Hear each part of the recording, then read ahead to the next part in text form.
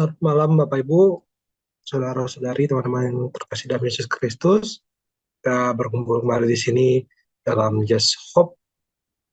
Ya, gimana kabarnya? Apakah baik-baik saja? Atau lagi banyak masalah? Atau lagi biasa-biasa saja? Oke, bentar ya. Oke, nah, saya sudah terlihat ya. Udah, kelihatan kok. Oke, siap. Baik, mari kita buka Just pada malam hari ini dengan doa. Dalam nama Bapa dan Roh Kudus. Amin. Doa kepada Santo Rafael. Ya Tuhan, dalam kebaikan-Mu yang tak terlukiskan, Engkau telah menjadikan Santo Rafael yang mulia sebagai pelindung umat-Mu dalam perjalanan.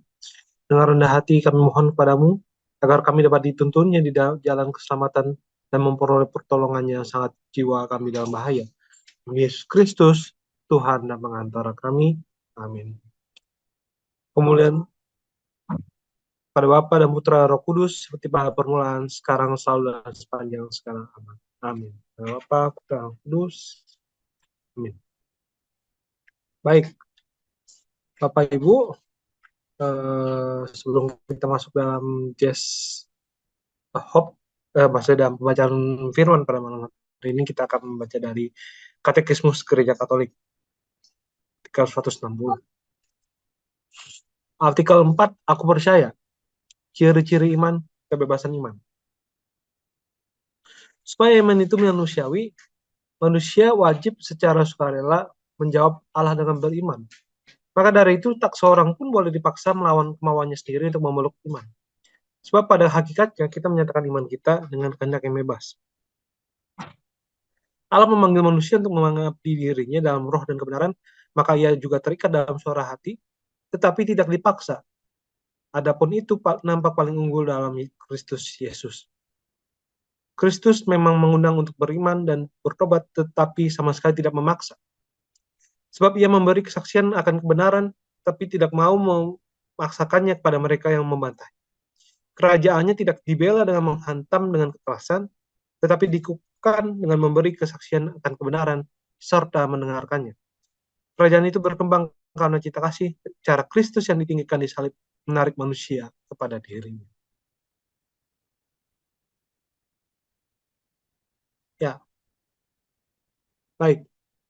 Mari pada malam hari ini kita membaca dari Bilangan bab 22 ayat 2 sampai 24 ayat 25.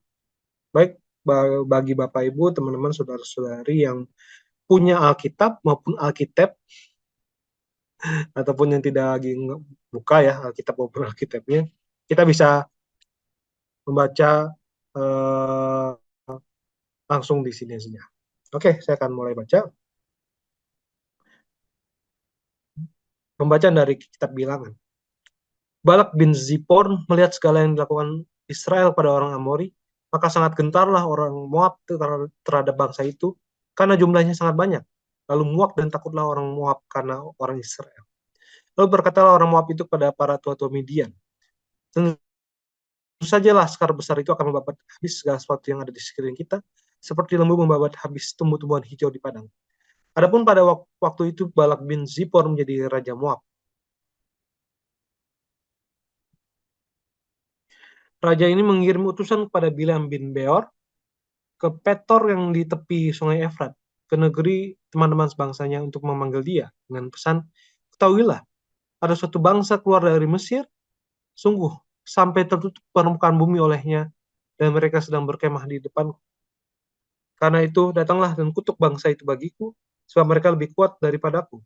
Mungkin aku sanggup mengalahkannya dan menghalaunya dari negeri ini, sebab aku tahu siapa yang kau berkati, dia beroleh berkat, dan siapa yang kau kutuk, dia kena kutuk. Lalu berangkatlah para tua-tua Moab dan tua-tua Midian dengan membawa di tangannya upah penenung.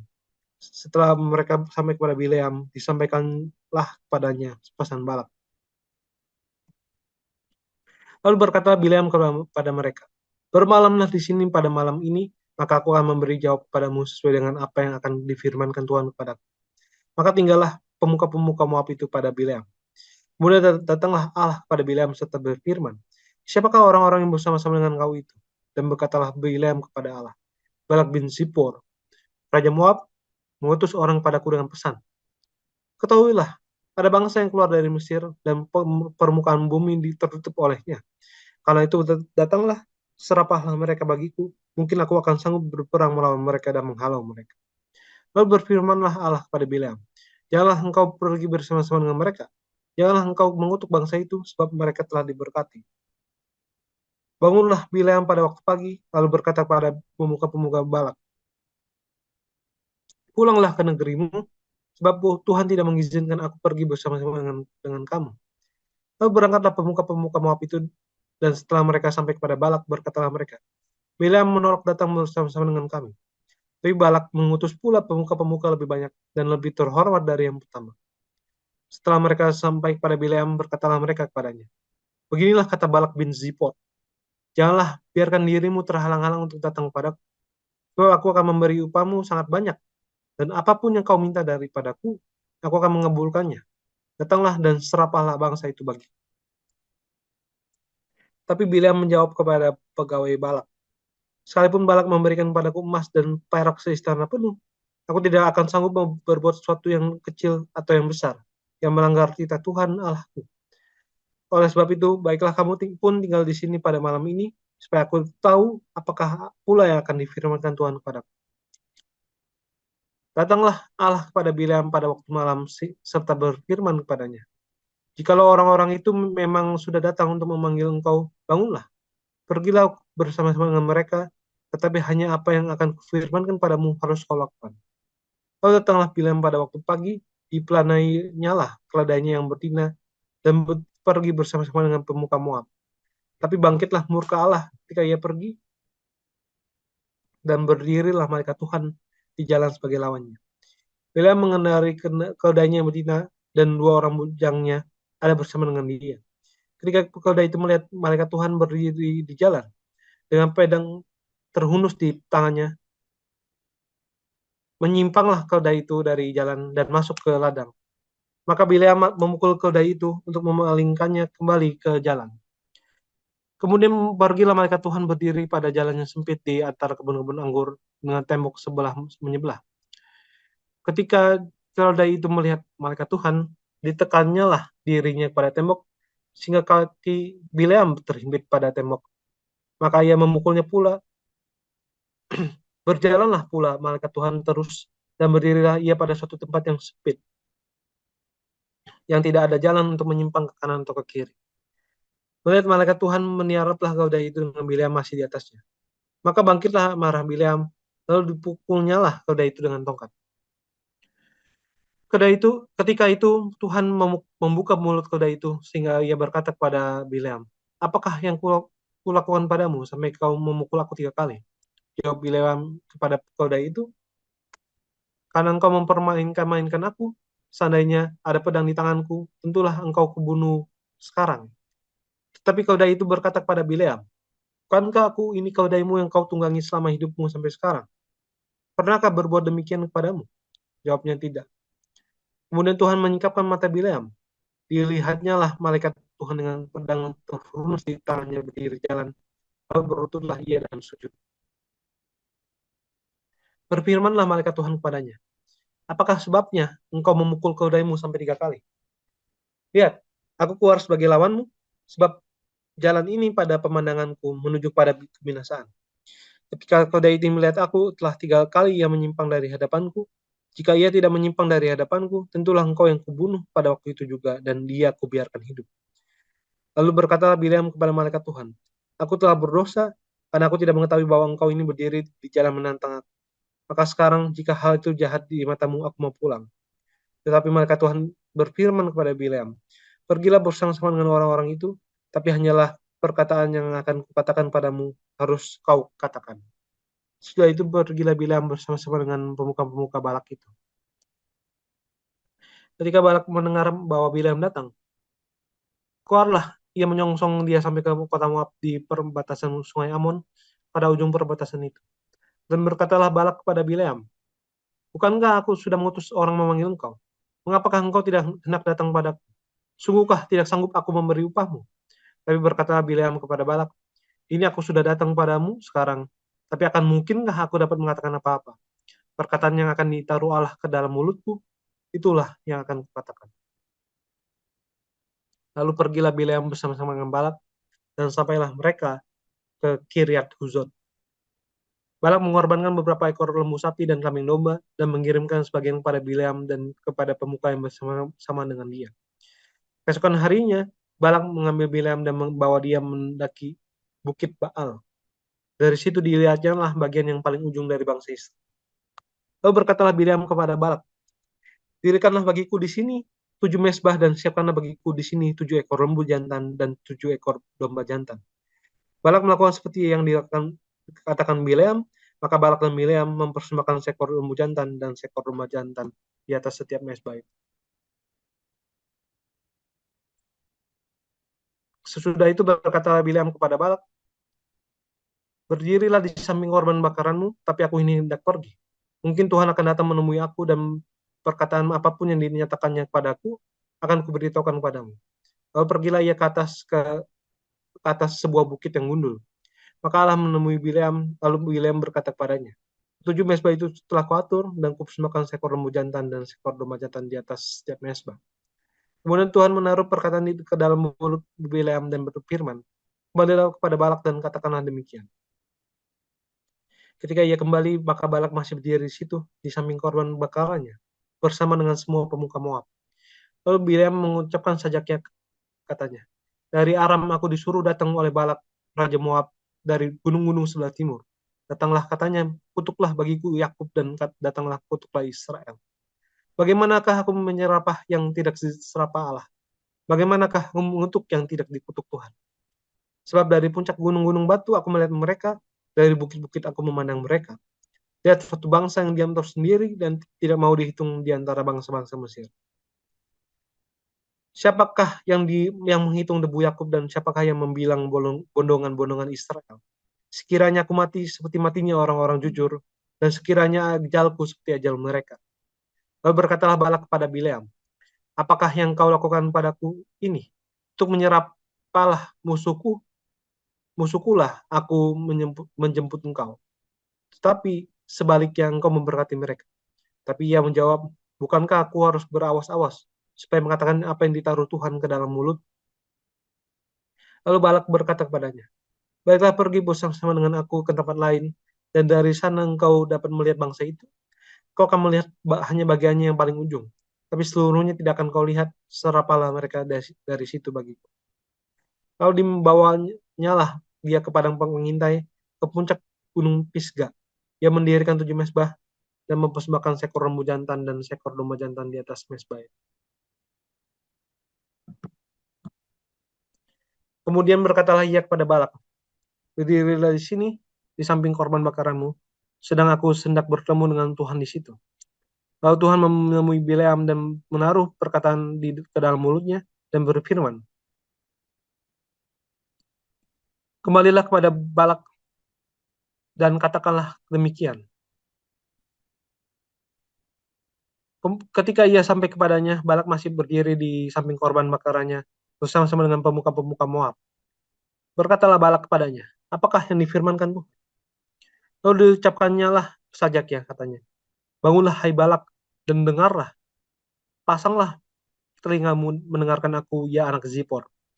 Allah bukanlah manusia sehingga ia berdusta, bukan anak manusia sehingga ia menyesal. Masakan ia berfirman dan tidak melakukannya, atau berbicara dan tidak menepatinya? Ketahuilah aku mendapat perintah untuk memberkati, dan apabila dia memberkati, maka aku tidak dapat membalikannya. Tidak ada ditengok kepincangan di antara keturunan Yakub, dan tidak ada dilihat kesukaran di antara orang Israel. Tuhan Allah mereka menyertai mereka dan sorak-sorak karena raja ada di antara mereka. Allah yang membawa mereka keluar dari Mesir adalah bagi mereka seperti tanduk kekuatan lembu hutan. Sebab tidak ada mantra yang mempan terhadap Yakub ataupun tenungan yang mempan terhadap Israel. Pada waktunya akan dikatakan kepada Yakub, begitu juga kepada Israel, keajaiban yang diperbuat Allah. Lihat, suatu bangsa yang bangkit seperti singa betina, yang berdiri tegak seperti singa jantan, yang tidak membandingkan dirinya sebelum ia memakan bangsanya, dan meminum darah dari yang mati dibunuh. Lalu berkatalah Balak kepada Bileam, jika sekali-kali tidak mau engkau menyerapah mereka, janganlah sekali-kali memberkatinya. Tapi Bileam menjawab Balak, bukankah telah kukatakan padamu, segala yang akan difirmankan Tuhan itulah yang akan kulakukan. Kemudian berkatalah Balak kepada Bileam, marilah aku akan membawa engkau ke tempat lain. Mungkin benar di mata Allah bahwa engkau menyerapah mereka bagiku dari tempat itu.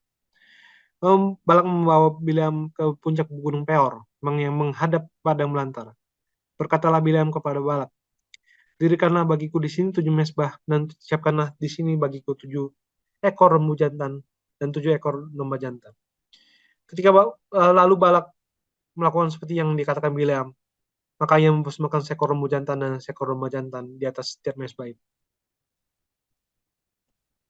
Ketika dilihat Bileam bahwa baik di mata Tuhan untuk memberkati Israel, ia tidak mencarikan tanda lagi seperti yang sudah-sudah, tapi ia menghadapkan mukanya ke arah padang gurun. Ketika Bileam memandang ke depan dan melihat orang Israel berkemah menurut suku mereka, maka roh Allah menghinggapi dia. Lalu diucapkannya lah sajakannya, katanya. Tutur kata Bileam bin Beor, tutur kata orang yang terbuka matanya, tutur kata orang yang mendengar firman Allah, yang melihat penglihatan dari Yang Maha Kuasa sambil rebah, namun dengan mata tersingkap. Alangkah indahnya kemah-kemahmu, Hayat, dan tempat-tempat kediamanmu, hai Israel. Sebagai lembah yang membentang semuanya, sebagai taman di tepi sungai, sebagai pohon gaharu yang ditanam Tuhan, sebagai pohon aras di tepi air. Air mengalir dari timbanya, dan benihnya mendapat air banyak-banyak. Kerajaannya akan naik tinggi melebihi Agag, dan kerajaannya akan dimuliakan. Allah yang membawa mereka keluar dari Mesir adalah bagi mereka seperti tanduk kekuatan lembu hutan.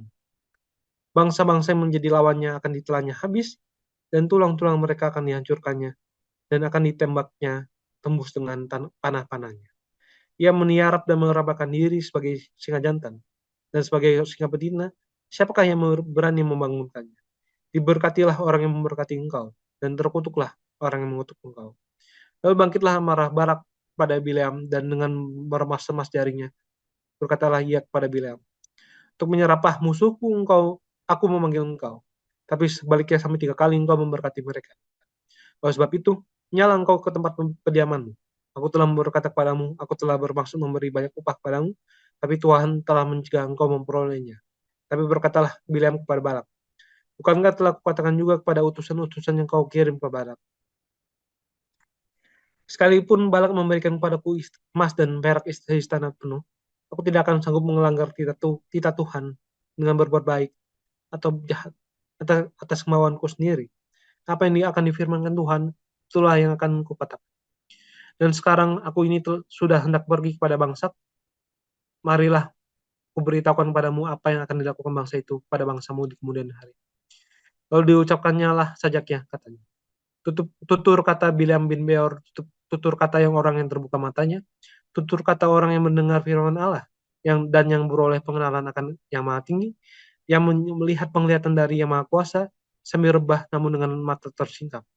Aku melihat dia, tapi bukan sekarang. Aku memandang dia, tetapi bukan dari dekat. Bintang terbit dari Yakub, tongkat kerajaan timbul dari Israel, dan meremukkan pelipis-pelipis Moab, dan menghancurkan semua anak Set. Maka Edom akan menjadi tanah pendudukan, dan Seir akan menjadi tanah pendudukan. Musuh-musuhnya itu. Tapi Israel akan melakukan perbuatan-perbuatan yang gagal perkasa, dan dari Yakub akan timbul seorang penguasa yang akan membinasakan orang-orang yang melarikan diri dari kota. Ketika ia melihat orang Amalek, diucapkannya lah sajaknya, katanya. Yang pertama di antara bangsa-bangsa ialah Amalek, tapi akhirnya ia akan sampai pada kebinasaan. Ketika ia melihat orang Keni, dia ucapkannya lah sajaknya, katanya. Kokoh ke tempat kediamanmu, tertaruh di atas bukti batu sarangmu. Namun orang Keni akan hapus. Berapa lama lagi maka Asyur akan menawan engkau? Diucapkannya lah juga sajaknya, katanya. Celaka, siapakah yang akan hidup apabila Allah melakukan hal itu? Tapi kapal-kapal akan datang dari pantai orang Kitim, mereka akan menindas Asyur dan menindas Heber. Lalu ia pun juga akan sampai kepada kebinasaan. Lalu bersiaplah Bileam dan pulang ke tempat kediamannya. Dan Balak pun pergilah juga. Demikianlah sabda Tuhan. Syukur pada. Baik Bapak Ibu, kita udah sampai di ya di ini ya di kalau di pengelompokan ini udah sampai di ujung nih. Kita ada di bagian yang tentang Bileam dan Raja Moab. Kita ini kan sampai bab 24 ya. Masih ada nanti bab 25 mengenai Bileam dan Raja Moab ini. Dan bangsa Israel ini sedang berada di dataran Moab. Yang sekarang itu adalah Transyordan, Yordania. Baik, Bapak Ibu, apakah ada yang mau sharing?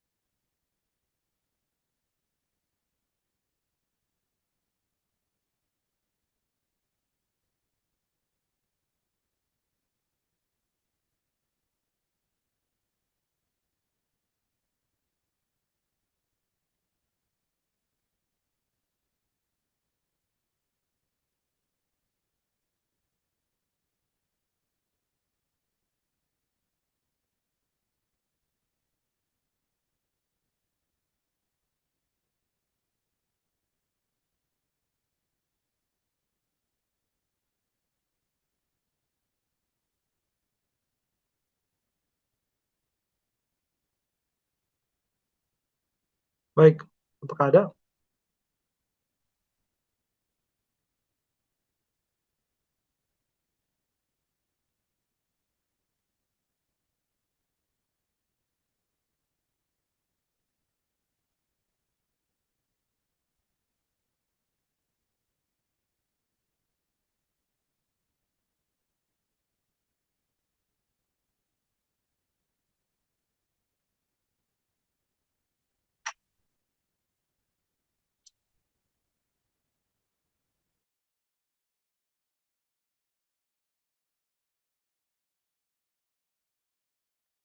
Apa jangan-jangan sudah tidak sabar untuk mendengarkan pengajaran?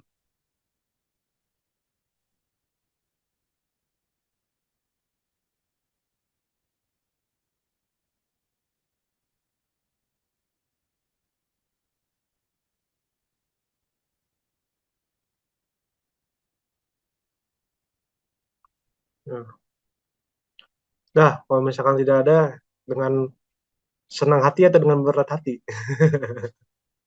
langsung masuk ke dalam materi.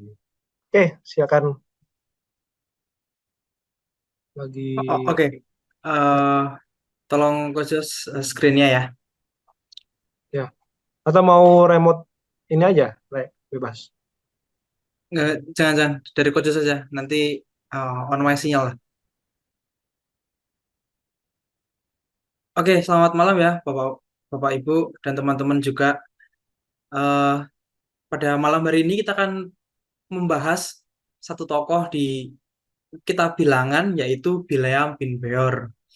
Nah, Bileam ini kalau teman-teman ikut persekutuan doa itu terutama House of Praise pasti pernah ini dulu dibahas tahun 2020 2021 kalau nggak salah oleh Kopiter gitu ya. Dengan judul yang berbeda tapi kita belajar dari sosok Bileam bin Beor ini kemudian diterapkan dalam kehidupan.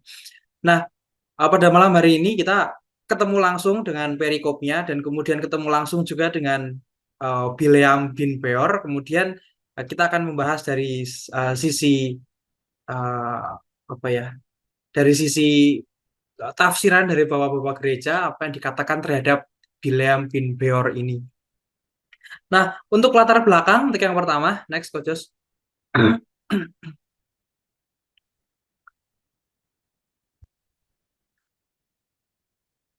Balak memanggil Bileam. Jadi Balak itu adalah raja Moab dan Balak itu melihat apa yang dilakukan bangsa Israel kepada bangsa Amori dan kemudian mereka ketakutan bahwa takut bahwa Israel itu akan menjajah bangsa Moab kan gitu.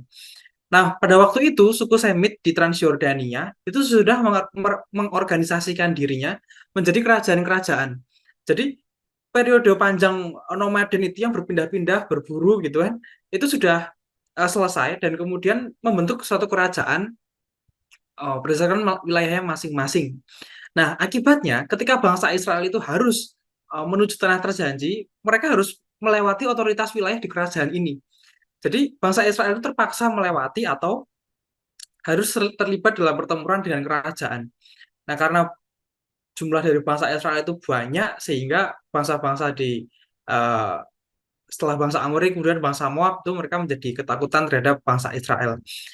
Nah, kemudian Midian itu adalah bangsa yang diperintah oleh aristokrasi atau senat para pangeran. Gitu. Nah, aristokrasi sendiri itu adalah sistem pemerintahan ya, yang dia berfokus pada pengambilan keputusan itu dilakukan oleh sekelompok orang. Jadi kalau kerajaan itu dipimpin oleh seorang raja, monarki gitu ya, kemudian monarki itu bisa berubah menjadi tirani kalau dia jahat. Nah, setelah dari tirani itu biasanya muncul aristokrasi. Aristokrasi itu sekumpulan orang yang bijak, yang baik, yang punya visi terhadap negara gitu ya, atau visi terhadap kerajaan. Dan mereka membuat kebijakan dan segala keputusannya pun dibuat berdasarkan dewan atau senat di situ. Dan setelah aristokrasi itu kan pasti ke apa demokrasi ya, yang untuk rakyat. Jadi Midian itu dipimpin, diperintah oleh aristokrasi, yaitu sekumpulan orang bijak atau sekumpulan orang yang terpandang di wilayah itu, kemudian dia memimpin bangsa Midian. Atau terus disebutnya senat gitu ya, atau para tua-tua juga bisa. Nah, Balak pun mengalami kekhawatiran, dan kekhawatiran si Balak ini dirasakan juga oleh kerajaan-kerajaan lain yang menganggap suku yang bermigrasi itu sebagai ancaman bagi bangsa itu. Jangan-jangan kemerdekaan saya diambil, jangan-jangan kemerdekaan saya direbut oleh bangsa Israel, sehingga Balak itu berusaha untuk mempertahankan kerajaan Moab, tapi melihat apa yang dilakukan bangsa Israel terhadap bangsa Amori, Raja Balak itu takut. Maka mereka si Raja Balak itu mengutus para tua-tua dan juga petinggi-petinggi istana gitu ya untuk meminta bantuan kepada Bileam. Nah, sekarang pertanyaannya, Bileam itu siapa? Next. Nah, siapa itu Bileam? Bileam pernah menjadi pengikut Allah yang benar. Bilangan 22 ayat 18 dikatakan bahwa sekalipun Raja Balak gitu ya, memberikan kepadaku emas dan perak seistana penuh, aku tidak sanggup berbuat sesuatu yang kecil atau yang besar yang melanggar titah Tuhan Allahku. Tetapi ia meninggalkan imannya dan menjadi penenung. Jadi si Bileam itu pernah menjadi pengikut Allah yang benar, tapi kemudian di bilangan 22 ayat 7, dia meninggalkan imannya dan menjadi penenung, bahwa dikatakan bahwa berangkatlah para tua-tua Moab dan para tua-tua Midian dengan membawa di tangan upah penenung. Penenung itu penyihir atau dukun, dia yang mempunyai ilmu gaib gitu ya. Barangkali kalau zaman zaman modern sekarang tuh ngomongnya santet gitu. Kalau bahasanya Kojas mungkin quantum entanglement gitu ya kok. Jadi penenung itu adalah dukun gitu. Dan Bileam itu sangat terkenal karena ilmu gaibnya dan sangat sakti dengan syair yang berbahaya. Makanya kalau ibu bapak dan teman-teman tadi baca di bilangan bab 23 dan bab 24, isinya itu adalah syair-syair semua. Ketika sudah mempersembahkan 7 lembu jantan dan juga 7 domba jantan gitu kan. Kemudian Bileam menghadap pada Tuhan dan keluarlah syair dari Bileam. Nah, karena si Bileam itu adalah dukun, penenung, dia tidak punya kuasa atau kemampuan untuk mengucapkan kata-kata dalam memberkati. Tapi dia punya hanya punya power dalam dalam mengutuk gitu. Maka dia dihormati sebenarnya. Dia dihormati oleh semua orang di timur. Dan si Raja Balak itu kan yakin bahwa si Bileam itu sering memenangkan suatu kerajaan yang dia bela dan sudah sering mencoba pasti kan. Jadi cukuplah si Balak itu memberikan suatu pretext kepada Bileam dan mengatakan telah datang suatu bangsa dari Mesir sekarang menutupi muka bumi ini dan dia sudah berkemah di hadapan kita. Nah, selanjutnya siapa itu Bileam menurut kitab suci? Next kok. Nah, ada tiga perikop yang saya kutip.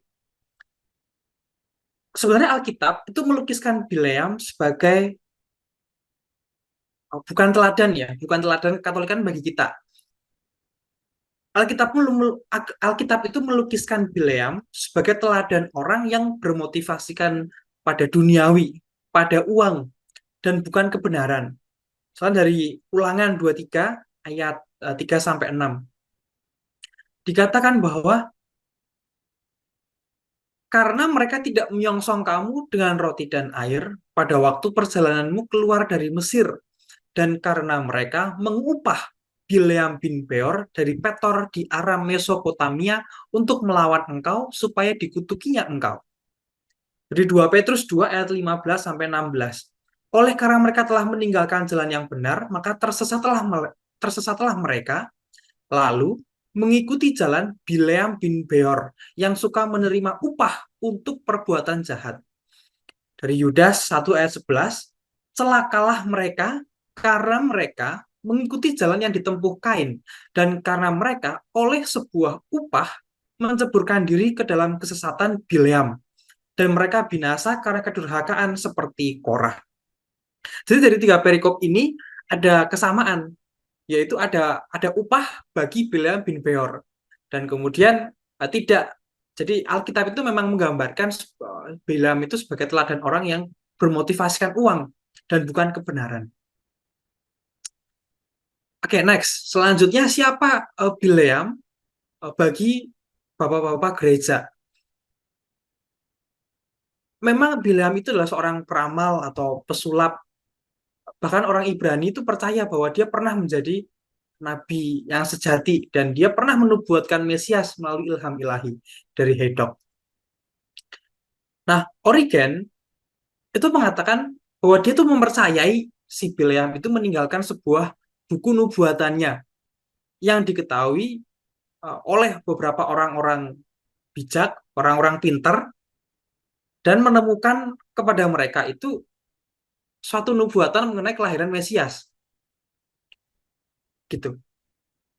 Santo Agustinus mengatakan bahwa ia adalah seorang yang jahat, tapi si Bileam itu masih digunakan oleh Tuhan untuk menyampaikan instruksi yang penting. Santo Ambrosius mengatakan bahwa dia bernubuat sebenarnya tanpa tahu juga apa yang dikatakan dan dia tanpa karunia bernubuat. Dari Haydock Catholic Bible Commentary.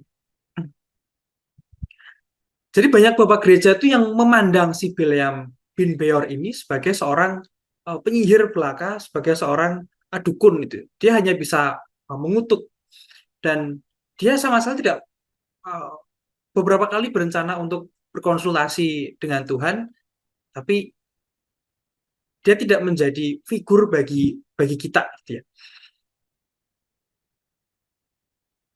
Next.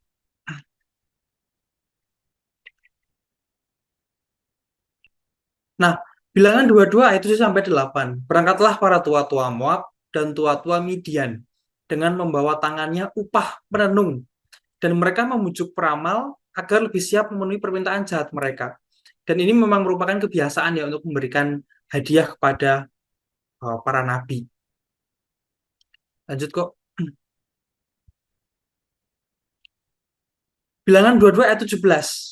Sebab aku memberi upahmu sangat banyak, dan apapun yang kau minta daripadaku, aku akan mengabulkannya. Datanglah dan serapahlah bangsa itu bagiku.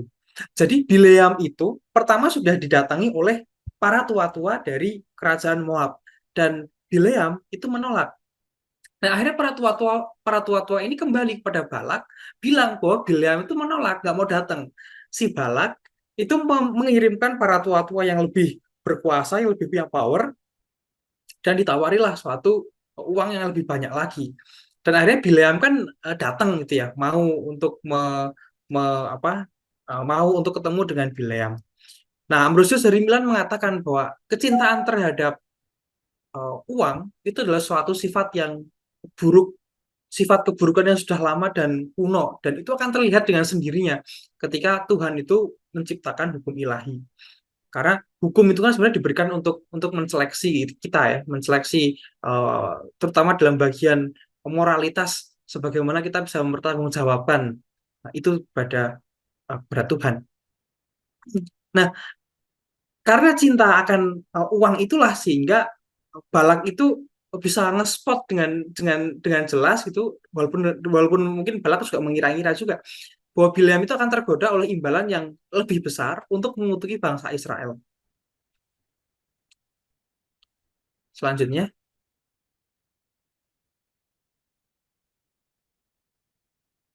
nah, Bilangan 22 ayat 18. Sekalipun Balak memberikan kepadaku emas dan perak seistana penuh, aku tidak akan sanggup berbuat sesuatu yang kecil atau yang besar yang melanggar titah Tuhan Allahku. Dan penulis ingin mengajarkan bahwa Bileam itu sepenuhnya bergantung pada Allah Israel dan kendalinya atas berbagai peristiwa melampaui batas Israel. Ayat yang ke-19, oleh sebab itu baiklah kamu pun tinggal di sini pada malam ini, supaya aku tahu apakah pula yang akan difirmankan Tuhan kepadaku. Jadi keinginannya agar mereka itu tetap tinggal, para tua-tua utusan dari Balak, setelah dia diberitahu sepenuhnya bahwa kepergiannya itu bukan kehendak Tuhan, tapi cenderung dia memuaskan Balak untuk keuntungan dunia.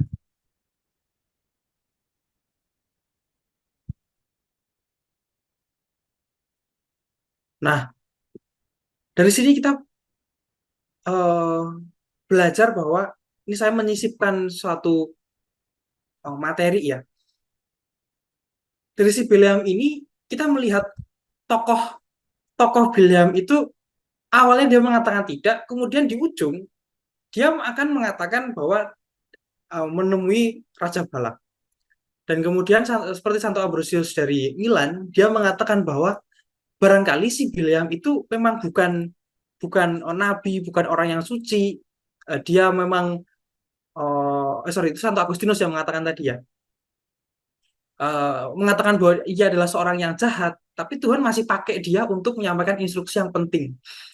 Nah, dalam hal ini kita pun sebagai manusia itu juga diberikan pertama-tama kuasa dalam berkata-kata.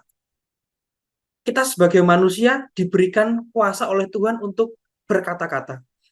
Kalau Bileam pun bisa, bahkan dia tuh barangkali tidak percaya pada Tuhan gitu, pada Allah Israel, orang dia bukan orang Israel juga. Tapi dia bisa loh menuliskan nubuatan tentang kelahiran Mesias, luar biasa. Nah, kita pun juga diberikan kuasa untuk berkata-kata. Ada 3 hal yang diberikan oleh Tuhan yang dalam hal ini saya tuliskan, yaitu Tuhan itu memberikan kita roh kebenaran, roh untuk senantiasa mencari kebenaran itu. Dari Yohanes 14 dikatakan bahwa jikalau kamu mengasihi aku, kamu akan menuruti segala perintahku.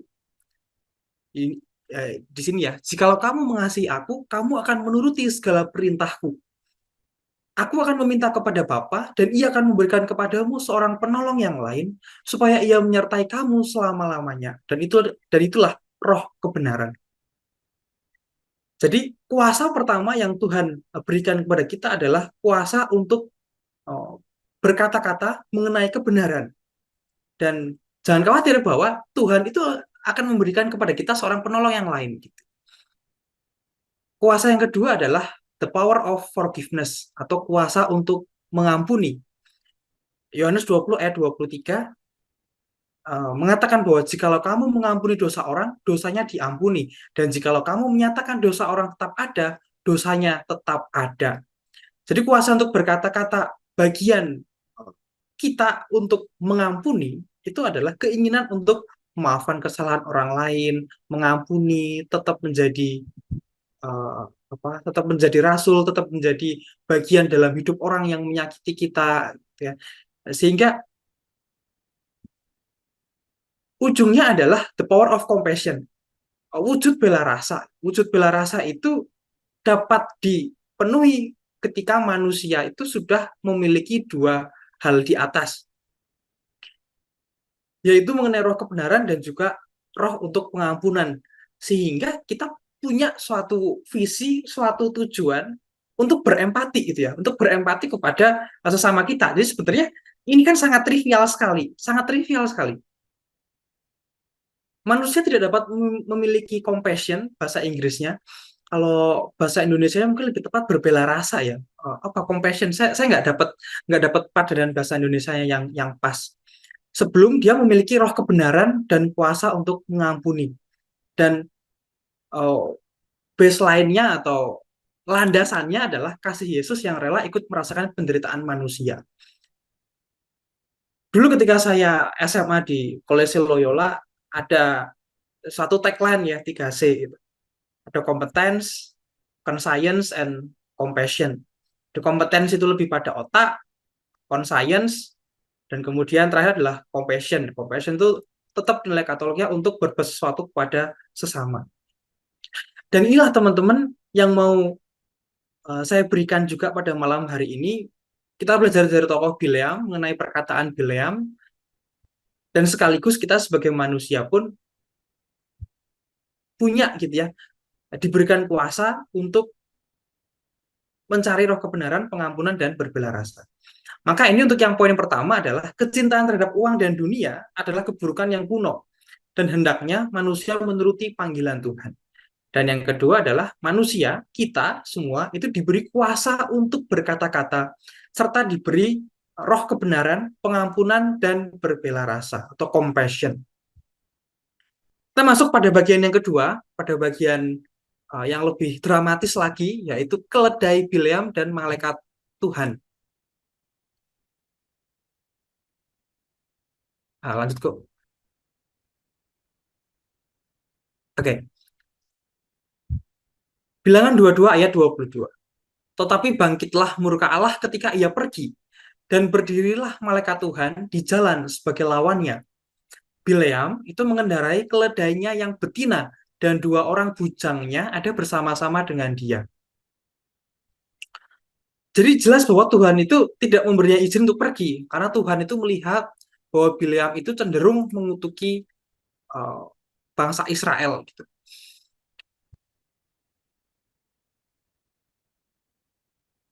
Pada mulanya kan memang si Bileam itu tergoda oleh keserakahan untuk mengutuk Israel melawan perintah Tuhan. Nah, poin yang kedua adalah perubahan pikiran Tuhan itu menjadi sumber banyak spekulasi dalam tradisi. Nah, ini seperti yang kita pernah pelajari dulu ketika Musa melawan Firaun. Berkali-kali dulu ya dalam Keluaran Musa melawan Firaun tuh kita sering sekali melihat frase Tuhan tuh mengeraskan hati Firaun. Tuhan mengeraskan hati Firaun. Ketika tulah itu muncul, kemudian Musa menghadap Firaun dan Firaun mengizinkan Musa untuk pergi. Nah, setelah itu Tuhan mengeraskan hati Firaun dan itu terulang kira-kira sebanyak 10 kali tulah gitu ya. Nah, dalam hal uh, Musa versus Firaun, dulu pun kita sudah pernah pelajari sebenarnya Tuhan itu tidak mengeraskan hati Firaun. Tapi memang Firaun itu hatinya sudah keras dari dulu. Nah, ini kan hanya perkara timingnya tuh kapan dia akan muncul hati yang keras, kapan dia akan muncul hati yang baik. Ya sudah, silakan kamu pergi. Nah, dengan kerangka pemikiran yang sama, kita terapkan pada Bileam. Bahwa Bileam itu memang sedari dulu barangkali dia sudah tergoda oleh keserakahan untuk mengutuk Israel gitu kan, atau tergoda oleh keserakahan itu sendiri lah. Kalau mengutuk Israel mungkin baru-baru dia sudah tergoda oleh keserakahan itu dulu. Nah, beberapa kali kesempatan mungkin itu tidak muncul. Ngapain dia pernah menjadi pengikut Tuhan. Nah, kemudian ketika dia diberikan ujian itu oleh Balak, nah sehingga sifat aslinya itu kemudian muncul kan gitu. Jadi ini perkara timing aja kapan si Bileam itu akan tergoda oleh keserakahan. Jadi perubahan pikiran Tuhan itu dalam dalam konteks ini kita lebih apa ya? Kita lebih berpikir bahwa manusianya itu sudah mempunyai niat jahat duluan ketimbang tiba-tiba Tuhan mengubahkan hati Bileam misalkan gitu. Jadi kita memang lebih cenderung untuk berpikir Bileam itu sudah jahat terlebih dahulu, sudah serakah duluan dan timingnya itu kok ya pas ya, ketika dia diminta oleh Raja Balak untuk mengutuki bangsa Israel dan kemudian dia mau berangkat ketika ditawari oleh Balak tawaran yang lebih tinggi. Dan peristiwa ini, uh, sorry kok, satu lagi. Peristiwa ini bertujuan untuk mengajarkan pelajaran teologis yang penting. Uh, Walaupun tentu ini kan tidak dimaksudkan ya sebagai catatan sejarah bahwa seekor keledai itu pernah pernah mengeluh pada pemiliknya, tapi paling tidak ada satu tujuan dari narator atau yang menulis kitab bilangan ini untuk mendoktrin ya, suatu doktrinal. Dia memasukkan itu dalam narasinya bahwa ini adalah kehendak Tuhan yang tidak bisa dilanggar oleh Bileam. Next. Ketika keledai itu melihat Tuhan, melihat malaikat Tuhan, ditekankannya lah dirinya kepada tembok, sehingga kaki Bileam terhimpit kepada tembok. Jadi Bileam itu membuat alasan agar dapat pergi ketika utusan yang lebih penting dikirim dan hal yang lebih banyak dijanjikan. Dia memutuskan untuk bisa berkonsultasi lagi, seolah-olah itu Tuhan dapat dipengaruhi oleh suap. Gitu. Dia penuh dengan tipu muslihat barangkali ya. Lanjut. Ini slide yang terakhir dari saya. Bilangan 22 ayat 28. Ketika Tuhan membuka keledai itu, sehingga ia berkata, apakah yang kulakukan kepadamu sampai engkau memukul aku 3 kali? Tuhan membuka lidah keledai itu, kemudian dia menegur akibat kemarahan dan kebodohan Bileam yang kejam. Dan keledai itu kan berkata pada Bileam, apa yang sudah pernah kulakukan kepadamu, karena selama ini kan kamu sudah menunggangi aku seumur hidupmu. Memang pernah aku berbuat demikian. Dan Santo Thomas Aquinas mengatakan bahwa malaikat itu berbicara melalui keledai sama seperti yang dilakukan iblis melalui mulut ular. Haydock Catholic Bible Commentary.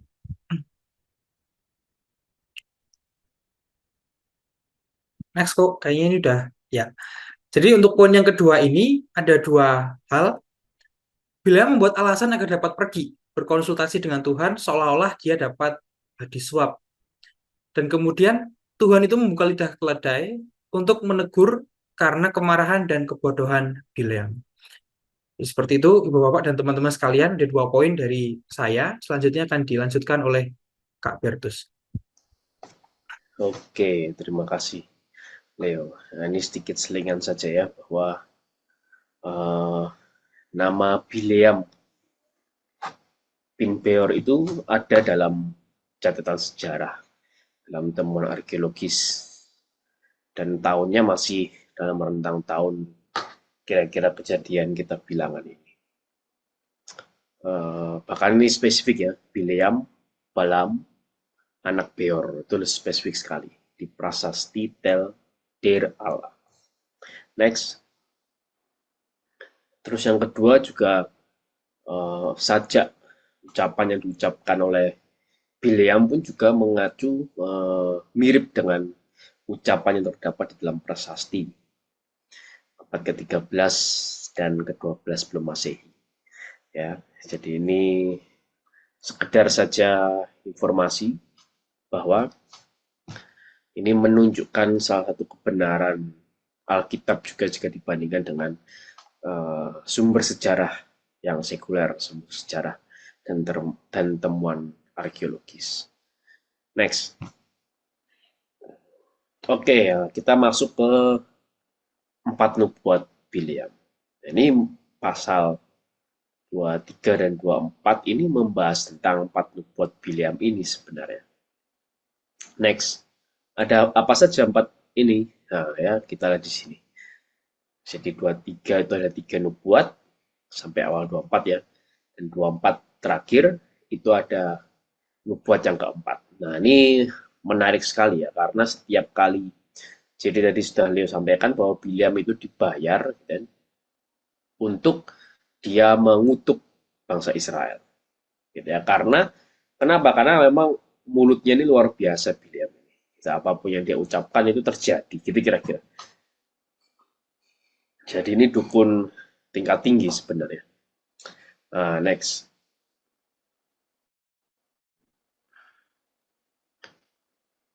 Nah, nubuat pertama. Nah, nubuat pertama ini menariknya adalah dikatakan Allah itu menemui Bileam. Padahal tadi sudah dibahas, Bileam itu bangsa asing, begitu ya, bukan bangsa Israel. Orang Moab, dukun pula kan gitu ya. Jadi dan bukan sebagai contoh yang baik bagi kita gitu kan. Tapi dalam kasus ini Bileam itu bertemu dengan Allah. Itu Allah menemui Bileam. Padahal Alkitab jelas mengatakan tidak ada orang yang mampu melihat wajah Allah dan masih hidup gitu ya. Jadi hanya orang yang sudah meninggal dari dunia ini yang mampu melihat wajah Allah begitu kira-kira. Tapi di sini Bileam menemui Allah. Maka kemungkinan Bileam menemui Allah dalam wujud seperti malaikat. Atau dalam Targum Jonathan lebih jelas lagi, yang menemui Bileam itu adalah firman Tuhan. Firman Allah yang menemui Bileam. Nah, next. Nah,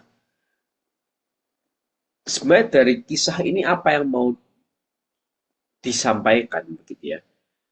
Jadi kisah tentang Bileam ini, sejak bagaimana Bileam itu dipanggil oleh Balak, dan disertakan oleh Leo, kalau ada yang berbicara, begitu kan, sampai setiap berkat dan nubuatan Bileam saat ini itu bangsa Israel sama sekali nggak tahu sebenarnya, gitu, karena bangsa Israel jauh sekali, gitu ya, di dataran padang gurun, sedangkan Bileam ini berada di puncak bukit, gitu, di perbukitan. Nah, maka sebenarnya bangsa Israel nggak tahu. Jadi sebenarnya di sini mau menceritakan bahwa inilah penyertaan Tuhan, penyelenggaraan ilahi daripada Tuhan tanpa sepengetahuan manusia, gitu, yang tersembunyi dari mata manusia. Nah, bahkan sampai sekarang pun Tuhan itu seperti ini sebenarnya, gitu ya. Gitu. Kisah Tuhan dalam kehidupan kita juga seperti ini, gitu kan. Zaman sekarang mungkin hampir buat orang-orang di Bojong Soang. Maksudnya sini. Nah, mungkin apa?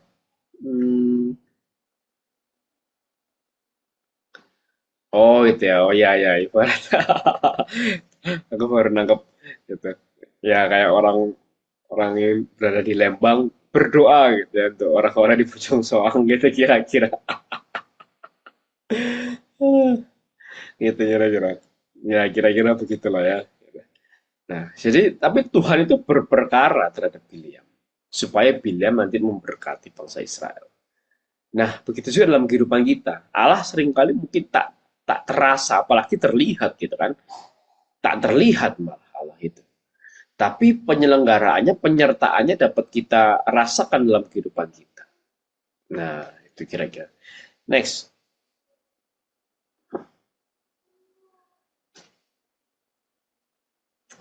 Nah, nubuat pertama ini tentang apa? Jadi ini tentang bagaimana Tuhan itu mengenapi janjinya kepada Abraham. Maka di pasal 23 ayat 10 itu dikatakan bahwa siapakah yang menghitung debu Yakub. Nah, kata debu ini mengacu kepada kata yang pernah Tuhan sampaikan kepada Abraham, bahwa keturunanmu seperti bintang di langit dan pasir di tanah, ya, atau debu di tanah. Nah, itu maksudnya ini Tuhan mau mengingatkan bahwa Tuhan menggenapi janjinya kepada Abraham. Next.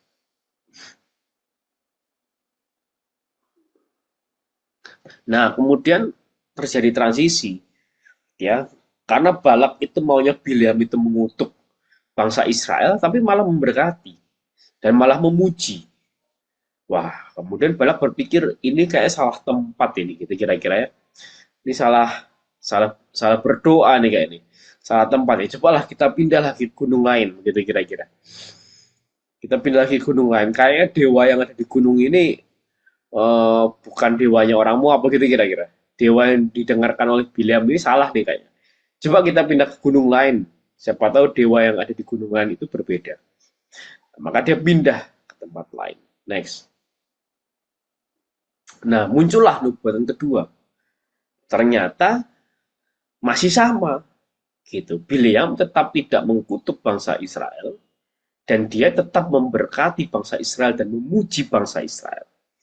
Nah, yang menariknya di sini adalah Tuhan mengungkapkan kepada Bileam tidak ada ditengok kepincangan di antara keturunan Yakub. Dalam Targum Jonathan dijelaskan lebih detail lagi bahwa aku tidak melihat di antara keluarga Yakub ada yang menyembah berhala dan orang-orang yang beribadah kepada berhala-berhala palsu tidak ada di antara suku-suku Bani Israel. Padahal sebenarnya kalau kita melihat fakta ini, kita bandingkan dengan faktanya, jelas orang Israel itu ada yang menyembah berhala. Baru dia keluar dari Mesir, Musa baru naik ke Gunung Sinai, mereka langsung menyembah lembu emas. Gitu ya. Dan nanti di pasal 25, di pertemuan selanjutnya, orang Israel langsung menyembah dewa Baal. Gitu. Jadi tidak sesuai dengan fakta yang ada sebenarnya perkataan kalimat ini. Bahwa jelas di antara keturunan Yakub banyak sekali kepincangan. Jelas di antara keturunan dan keluarga Yakub ada orang-orang yang menyembah berhala. Gitu. Orang-orang beribadah kepada berhala-berhala palsu. Itu ada. Nah, maka kenapa kok di kalimat di pasal ini, di ayat ini Tuhan mengatakan kepada Bileam tidak ada ditengok kepincangan di antara keturunan Yakub. Tidak ada tuh orang-orang Israel yang menyembah berhala. Kenapa dikatakan begitu? Ini sebenarnya bentuk bagaimana Allah itu mau menunjukkan bahwa bangsa yang dia pilih itu bangsa yang benar. Gitu. Jadi dia itu Allah itu ingin membagus-baguskan bangsanya di hadapan orang lain. Ini ibarat kalau misal ada seorang orang tua begitu ya, punya anak dan dia menceritakan anaknya ini ke temennya, gitu ya. Orang tua entah bapak entah ibu begitu ya, dia cerita ke temennya, weh tahu nggak mas, gitu, atau tahu nggak mbak, anak saya tuh pinter loh, ceritakan begitu. Pasti ceritanya bagus-bagus gitu ya, kalau orang tua yang baik begitu ya, pasti ceritanya bagus-bagus. Anak saya tuh pinter loh ya. Itu kemarin tuh ya, matematika tuh dapat 100 anak saya. Anak saya juga rajin kok di rumah. Sampai pulang dari sekolah itu langsung tidur siang. Habis tidur siang malamnya belajar ngerjain PR, terus jam 9 dia langsung tidur. Kan pasti ceritanya bagus-bagus. Padahal kenyataannya mungkin, ya mungkin kenyataannya yang dapat nilai 100 cuma matematika tok gitu mungkin. Bahasa Inggris dapat 70 gitu mungkinnya kira-kira bahasa apa lagi? IPA dapatnya 50 begitu mungkin. Kira-kira begitu. Gitu kan IPS dapatnya 60 begitu. Cuma matematika aja yang 100. Tapi dia menceritakan ke temennya tuh, "Wah, tuh anak saya tuh pinter, matematikanya 100 gitu." Atau mungkin ya memang satu sisi dia rajin gitu. Gitu kan untuk dia bangun untuk ngerjain PR, apa belajar kerjain PR rajin, tapi kok udah disuruh untuk bantu bersihin rumah malas gitu mungkin kan. Kok udah mungkin dia tidurnya tepat waktu, tapi kalau dibangun kan susah gitu misalnya. Itu juga bisa juga gitu ya kan. Tapi ketika orang tua itu menceritakan ke temennya gitu kan, ya dia akan membagus-baguskan anaknya. Oke, ini kira-kira yang terjadi sama Tuhan. Ini yang kira-kira yang Tuhan lakukan, yang Tuhan ceritakan ke Bileam. Gitu kan, bangsa Moab dengarlah gitu, di orang Israel tidak ada cacatnya, orang Israel tidak ada yang menyembah berhala begitu ya. Padahal faktanya ya ada juga begitu ya. Mungkin yang Tuhan maksud adalah Musa mungkin begitu ya. Kalau Musa ya jelas tidak gitu ya. Tapi begitu kira-kira. Gambarannya kira-kira begitu. Jadi ini bentuk kasih Tuhan seperti kasih orang tua kepada anak, seperti kasih bapak kepada anak. Next. Nah, nubuatan kedua ini juga menggambarkan tentang kekuatan bangsa Israel. gitu ya, kekuatannya seperti kekuatan lembu hutan, gitu ya. Berisi perumpamannya menekankan kekuatan Israel yang luar biasa. Ini dahsyat, hati-hati kamu sama bangsa ini kuat sekali, ini kalau udah perang kalah kamu. Kira-kira dia aja bisa keluar dari Mesir, dari bangsa yang Mesir itu di zaman itu adalah bangsa yang paling kuat, jauh lebih kuat daripada bangsa Kanaan, jauh lebih kuat daripada bangsa Mesopotamia, paling kuat bangsa Mesir saat itu.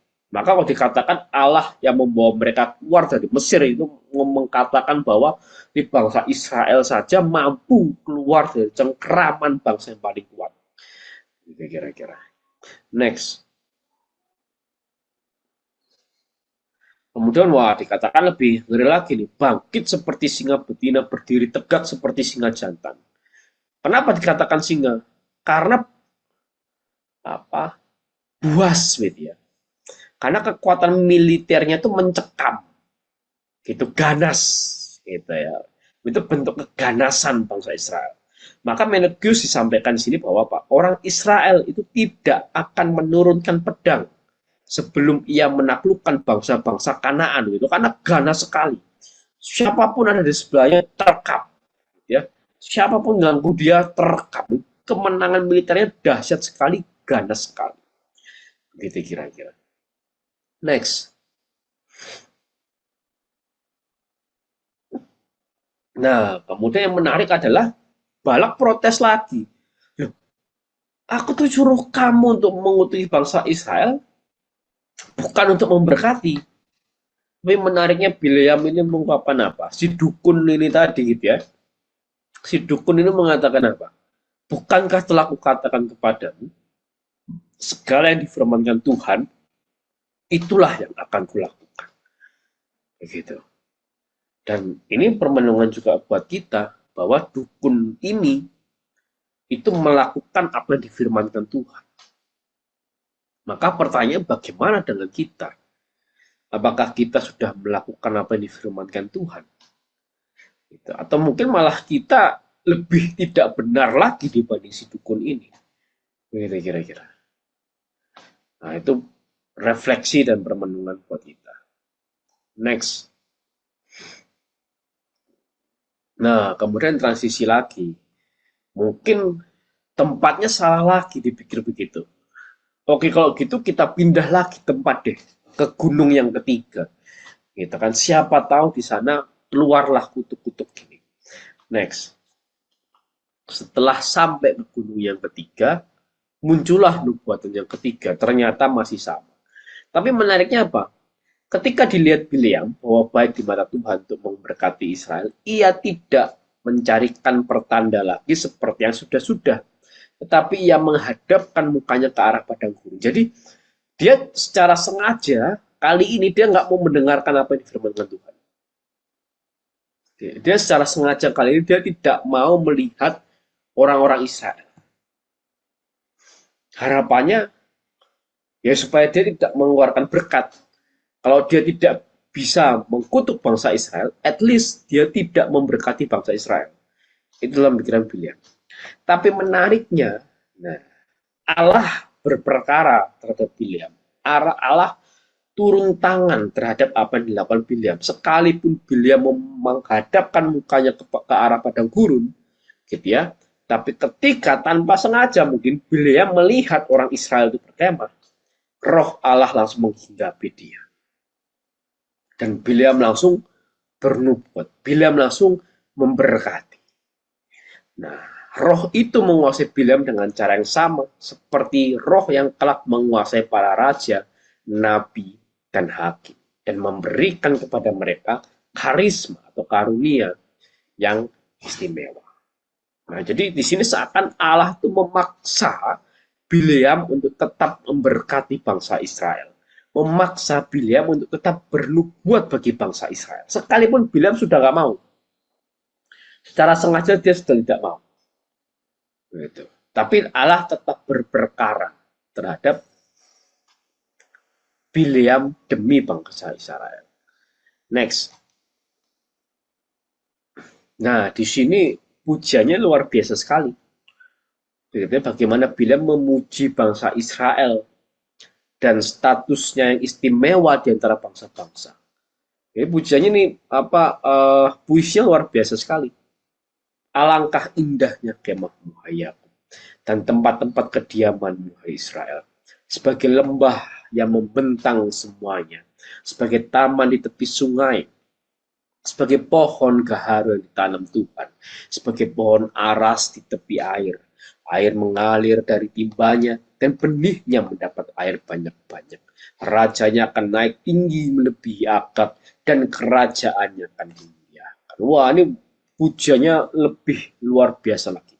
Jadi kalau nubuat pertama mengungkapkan tentang bagaimana Tuhan menggenapi janjinya kepada Abraham, nubuat kedua menggambarkan kekuatan militer Israel yang luar biasa, nubuat ketiga itu menggambarkan bagaimana Israel ini begitu indah, begitu istimewa, begitu luar biasa, dan dia akan dimuliakan lebih tinggi daripada bangsa-bangsa lain. Begitu kira-kira. Next. Nah, di sini juga ada informasi di ayat 7, di pasal 24 ayat 7, gitu ya. Next. Bahwa rajanya akan naik tinggi melebihi Agag. Siapa Agag itu? Nah, Agag ini adalah raja Amalek yang dikalahkan oleh Saul dan dicincang oleh Samuel dalam 1 Samuel 15 ayat 8. Ada juga orang yang menerjemahkan bahwa dalam salinan Septuaginta dikatakan itu bukan Agag tapi Gog. Kalau kita ingat dalam kitab Kejadian itu ada Gog dan Magog gitu ya, yang akan datang di akhir zaman. Tapi kemudian ada juga yang mengatakan bahwa ini sebenarnya Og, ya, menunjuk kepada Raja Basan yang sudah pernah dikalahkan bangsa Israel di Bilangan 21. Ya, tetapi Agag secara spesifik itu adalah Raja Amalek yang dikalahkan di masa pemerintahan Saul, dan nubuatan ini terjadi. Next. Nah, kemudian dikisahkan lagi bahwa dia merebahkan diri sebagai singa jantan dan sebagai singa betina. Nah, maksud di sini singa ini apa? Kalau tadi di nubuatan kedua itu tentang kekuatan militer Israel, keganasan militer Israel, di sini itu mengingatkan kembali janji Tuhan kepada Yehuda sebagai anak singa. Jadi singa Yehuda. Yehuda sebagai anak singa. Dan ketika dikatakan Yehuda sebagai anak singa, itu nanti menggambarkan tentang Mesias. Nah, nanti kita akan bahas. Next.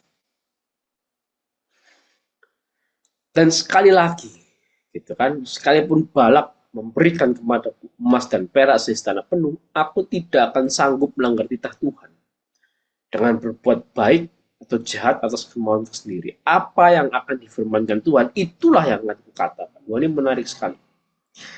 Gitu kan, si dukun ini melakukan firman Tuhan. Next. Nah, kemudian sampailah kita ke nubuat yang keempat. Ini nubuat yang paling ultimate sebenarnya. Ini nubuat yang paling dahsyat, paling luar biasa yang disampaikan oleh Bileam. Bahkan karena nubuatan keempat inilah nama Bileam itu masih diingat bukan cuma oleh bangsa Israel, tapi juga oleh orang-orang Kristen sampai saat ini. Gitu ya. Next.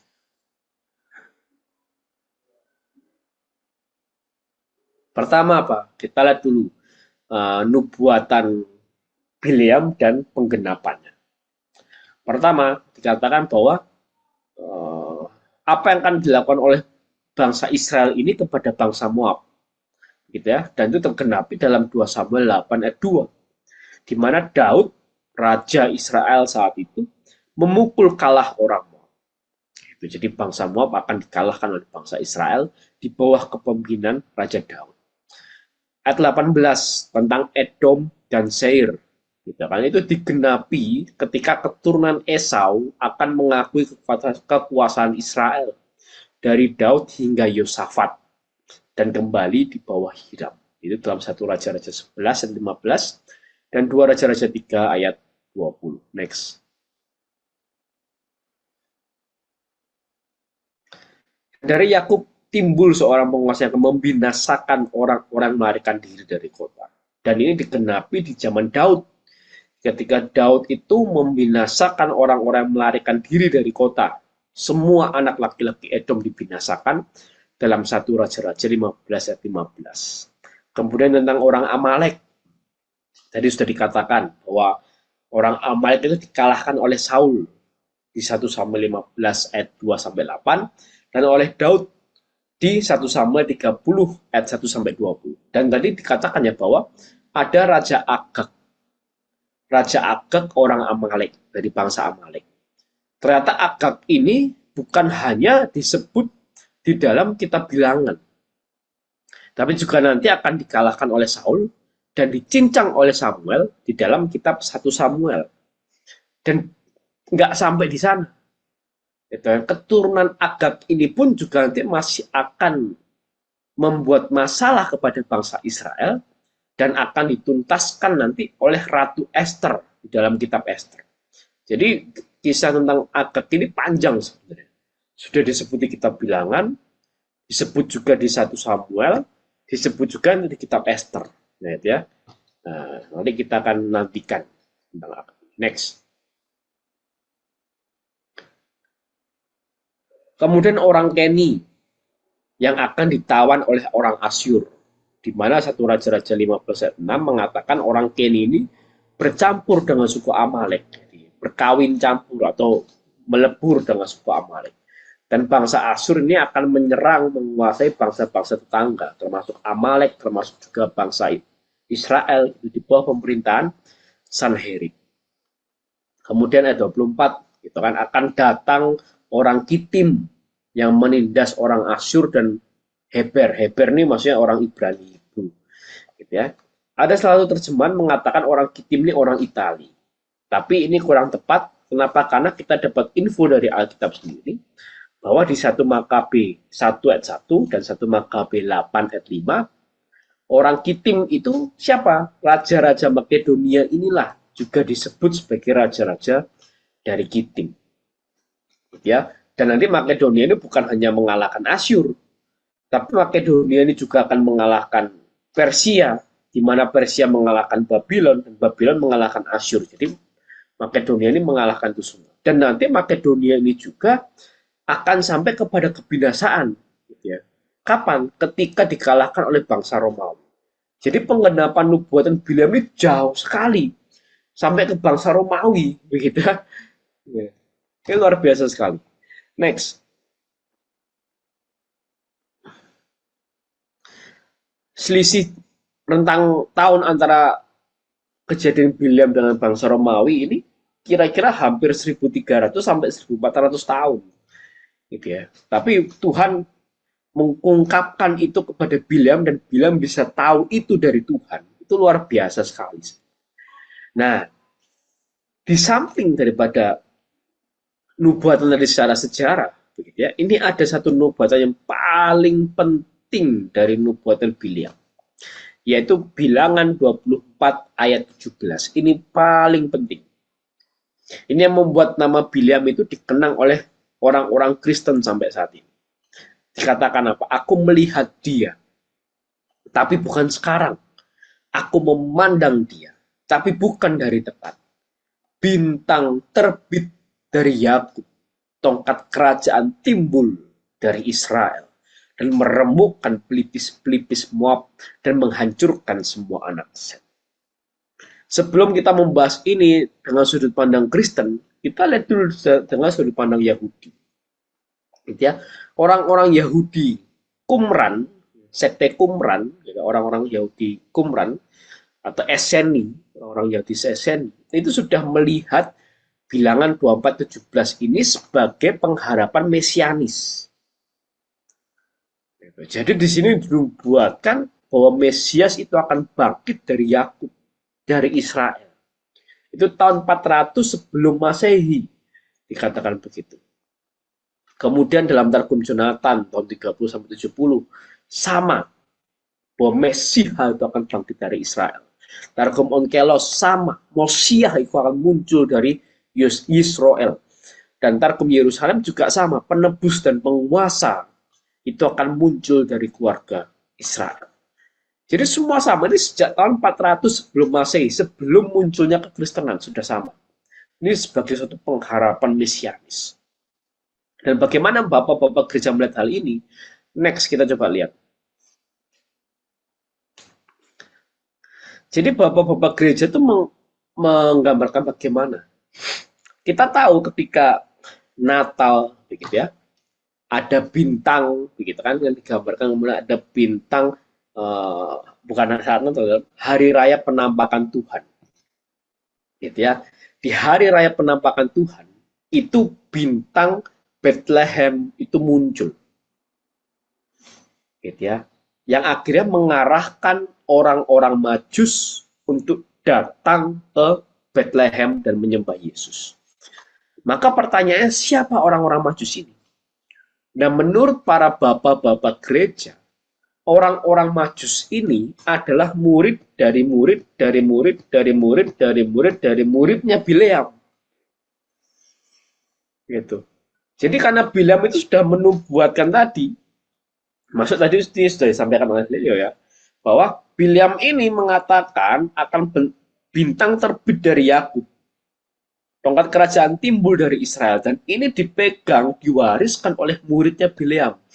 Oleh muridnya lagi, muridnya lagi, muridnya lagi, muridnya lagi. Maka dikatakan orang-orang Majus dari timur, dan posisi Moab itu persis di sebelah timurnya Israel kalau kita lihat. Itu. Nah, itu kira-kira. Maka bapak-bapak gereja di sini mengatakan demikian. Para pengganti Bileam, orang-orang Majus maksudnya, tergerak oleh hal ini. Bintang yang lain yang luar biasa tuh, daripada bintang-bintang biasa itu muncul di atas Yudea. Begitu. Itu tahun 260 oleh Santo Eusebius dari Kaisarea. Santo Yohanes Chrysostom tahun 300-an juga sama. Ini tentang kedatangan juru selamat. Gitu ya. Next. Saya tampilkan tahunnya supaya kita bisa melihat bagaimana gereja Katolik itu mewariskan tafsiran itu dengan sangat rinci. Santo Paus Leo Agung tahun 400-an sama. Ini tentang orang-orang Majus yang datang ke Bethlehem, ke Yesus, ke kelahiran juru selamat. Next lagi. Santo Caesarius tahun 400-an sampai 500-an sama. Dan menafsirkan bahwa orang-orang Majus inilah mengikuti panduan Bileam ini untuk datang ke Bethlehem, menyambut lahirnya Yesus Kristus. Next. Kemudian tafsiran di abad pertengahan tahun 1859 sama. Itu bahwa nubuat ini digenapi dengan sempurna hanya di dalam diri juru selamat kita. Bahkan dalam tafsiran modern di The Bible tahun 2015 juga mengatakan hal yang sama. Peramal ini, Bileam ini maksudnya menubuatkan kedatangan Kristus yang lahirnya ditandai oleh bintang Bethlehem.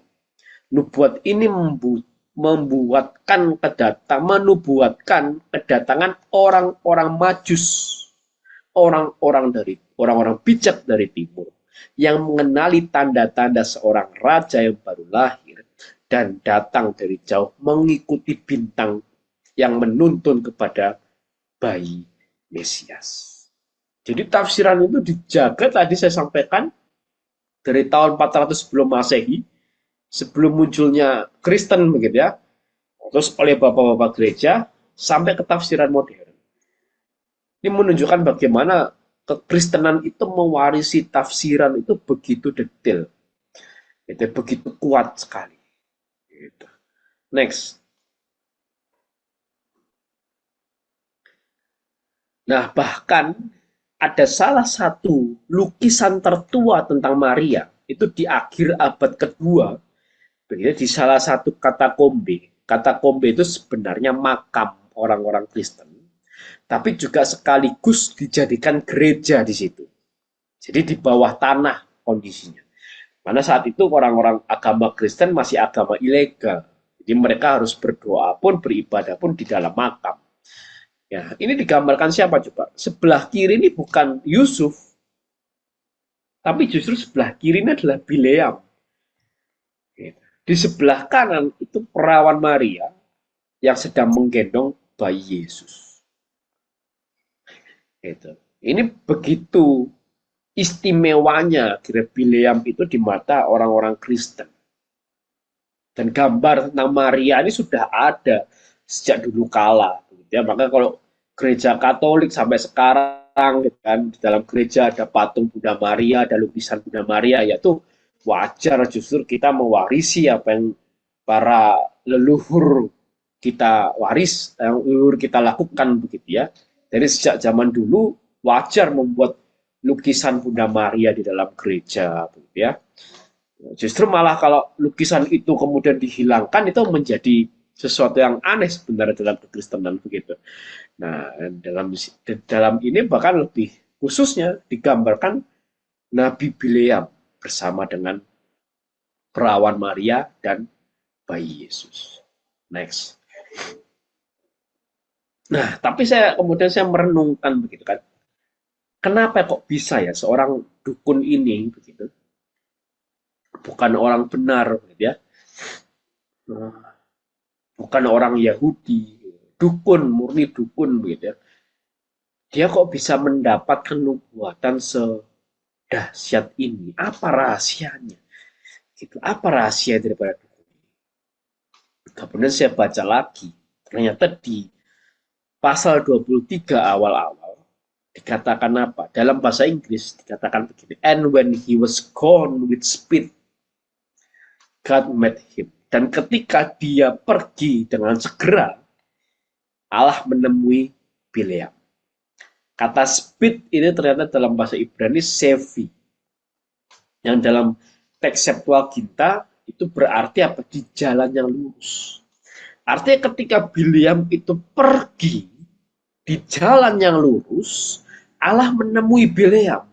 Dan di sanalah mulai muncul nubuatan-nubuatan, wahyu-wahyu ilahi yang luar biasa kepada Bileam.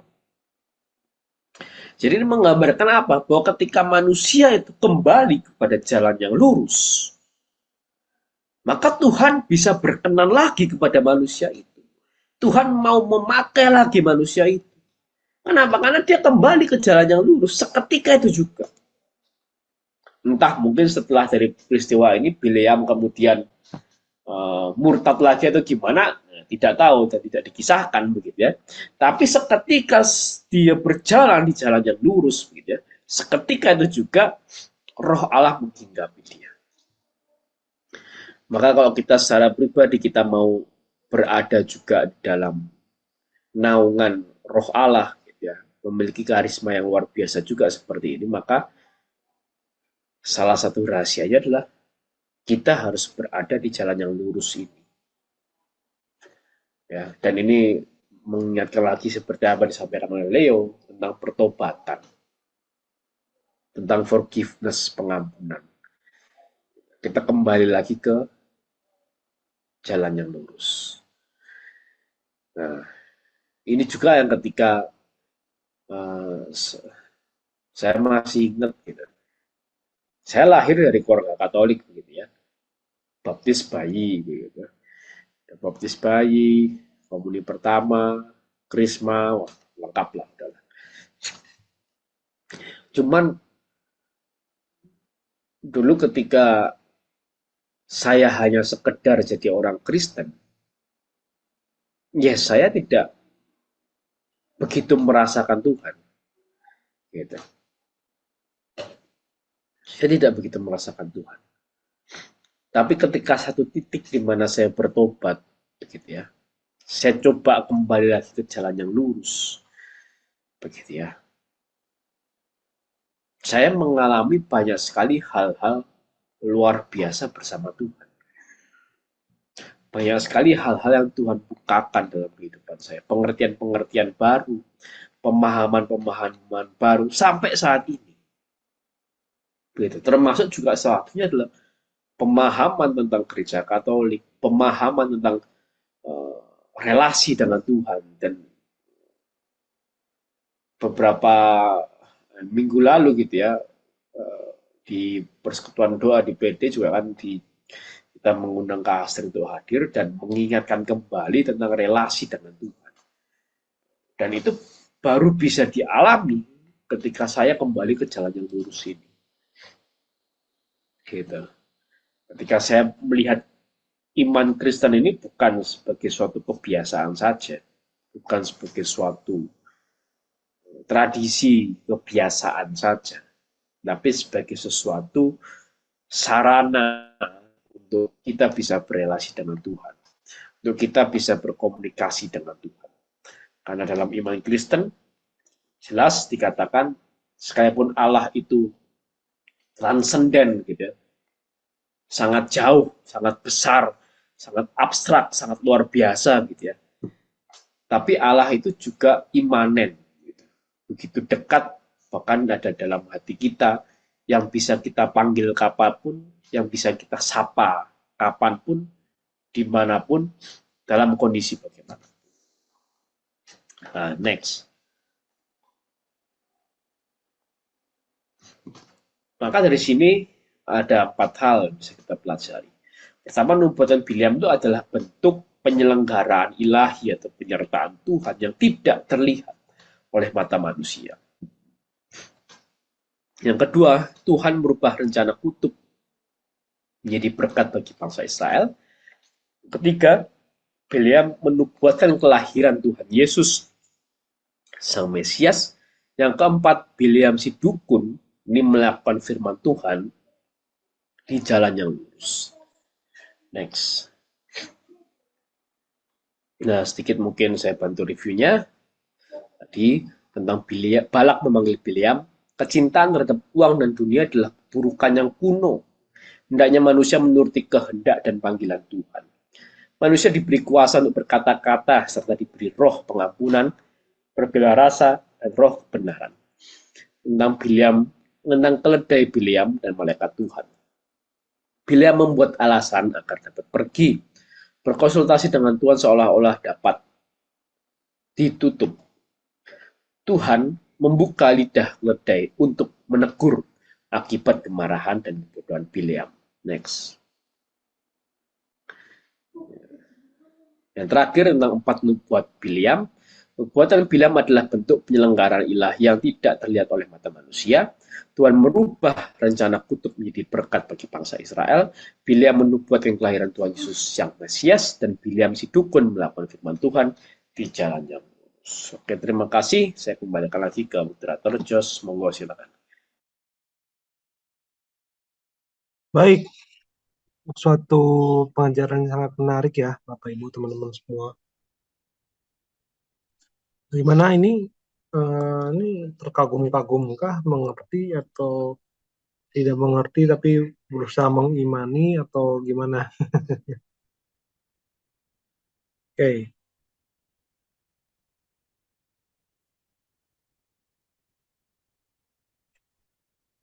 apakah ada?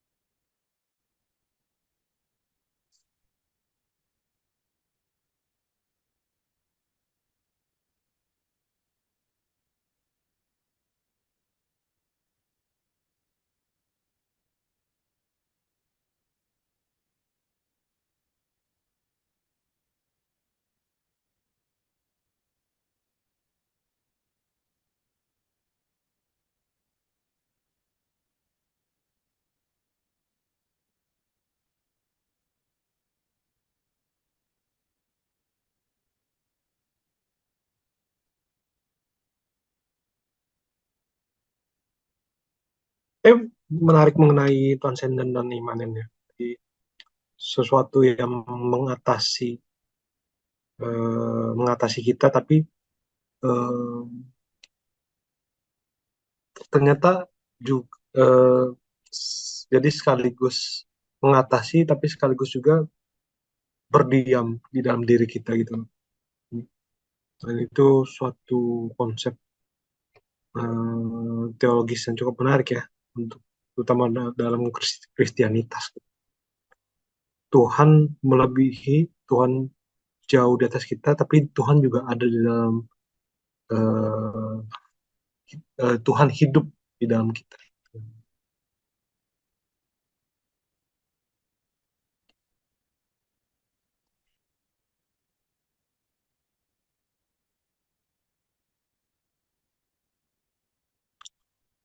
Kadang makin ke sini, kadang kalau udah belajar filsafat dan teologi, kadang mesti hati-hati buat ngomongnya. Kadang apa ya, perkataan-perkataan kita itu kalau salah ngomong bukan masalah kontroversial terus viral terus ditangkap ya, tapi lebih ngarahnya bahwa ternyata kalau nggak hati-hati, apa yang kita omong itu tuh punya implikasi teologis yang berbeda gitu. Mending kalau misalkan berbedanya itu ya mungkin beda spektrum ya. Tapi kalau berbedanya itu sampai ke jatuhnya ke bidat atau gimana, itu susah juga itu sebenarnya. Gitu sih. Bagaimana ini, apakah sudah ada atau mau langsung diresapi aja dalam tidur atau gimana?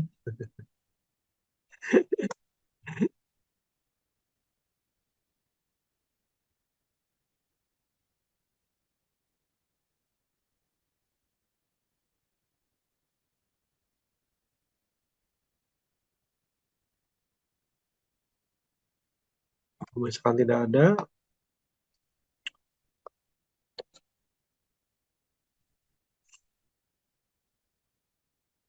ya udah kita tutup saja.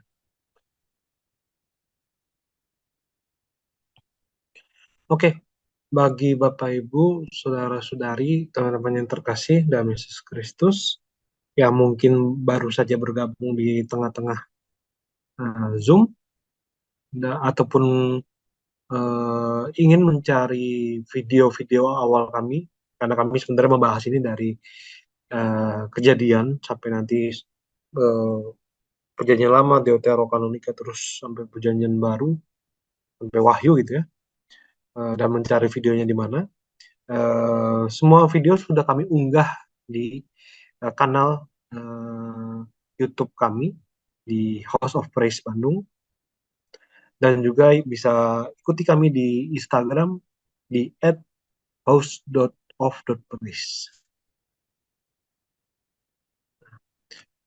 Setiap Selasa, ya, bagi Bapak Ibu yang tidak tahu, kami ada sebuah PD offline ya di Bandung. Kami mengadakan persekutuan doa offline di Jalan Maulana Yusuf nomor 5 di Kota Bandung. Dan sorry, ini pengumumannya, ini ada kesalahan redaksi sebenarnya. Nanti kita akan ketemu lagi di Jazz 6 Juni 6 Juni 2024. Kita akan membahas tentang bilangan 25 dan 26. Itu tentang Israel menyembah Baal Peor dan sensus kedua. Baik, mari kita tutup malam hari ini dengan doa. Bapa dan Roh Kudus, mohon doa malaikat pelindung.